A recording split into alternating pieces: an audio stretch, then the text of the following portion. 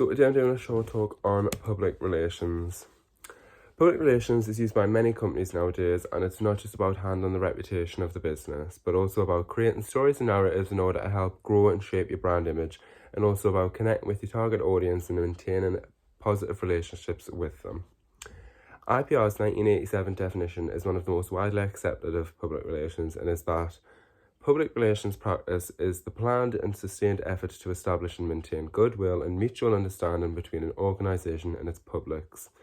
The publics in public relations refers to the stakeholders, such as all the employees, customers, investors, suppliers, and anyone who may be interested or impacted upon by your business or organisation.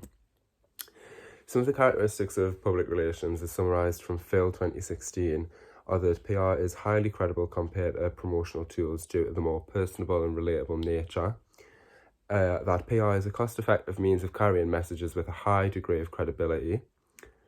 Due to this cost-effectiveness, small businesses can use PR really to just help shape their narrative around the brand and create a conversation that they are then able to shape and lead into a certain direction. Also, it has a relative cost of reaching large audiences that is low in comparison to other marketing communication tools such as personal selling. And public relations can reach specific audiences that paid media actually can't, especially in the light of media fragmentation. However, a negative would be that a lack of control can mean that public journalists can be the gatekeepers to how well received your public relations are, especially in terms of your campaign and product. So if you haven't done sufficient marketing research, you can come off as being tone deaf, which is never a good thing. So a specific example of this would be Pepsi's commercial with Kendall Jenner, where it was seen as being tone deaf and mocking and making light of police brutality, which was at the time and is still a massive issue in America. And that really was quite a major thing at the time, because Pepsi even had to pull the ad from air and issue a formal apology. There's four main different types of public relations activities: press agentry, public information, two-way asymmetric, and two-way symmetric.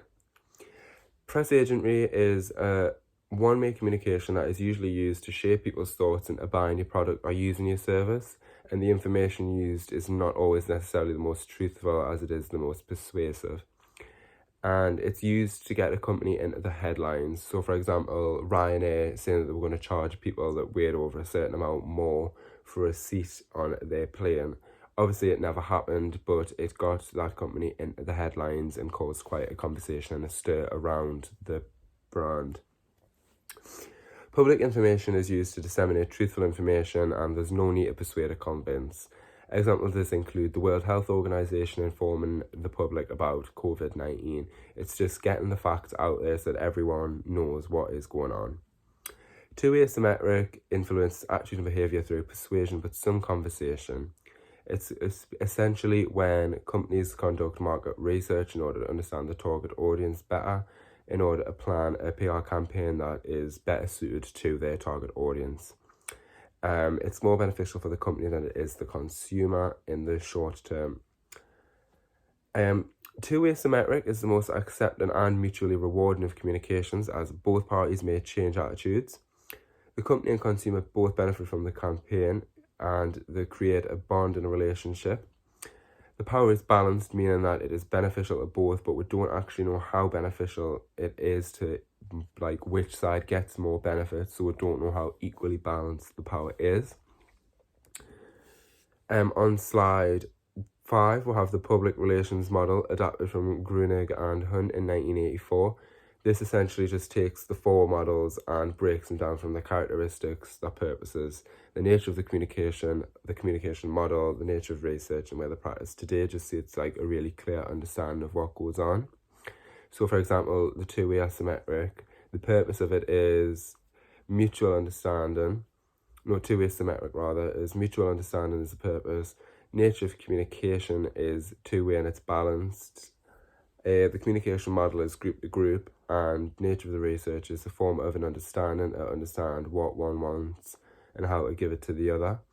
And where it's practiced today is regulated through businesses and agencies. There's different types of public relations. So We have media relations, which consist of a range of activities that are designed to provide journalists with information. This includes things such as press releases, conferences, and interviews.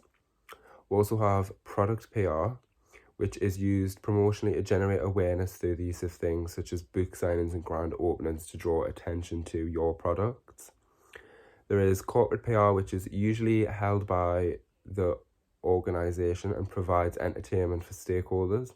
However, nowadays, while it still can be a night of entertainment, for example, it is more focused on telling the story behind the business, what the message and mission statement is, and what they're about as a company. Community PR, this is where businesses contribute to the local life and community to develop goodwill with their stakeholders. Companies like to do partnerships with local organisations, which can involve things like sports and the arts and like scholarships, to just try and enrich in the local community where they are based. And while used effectively, they do all go hand in hand. They are all separate matters and shouldn't be treated under the one umbrella term of public relations, because they all require different approaches.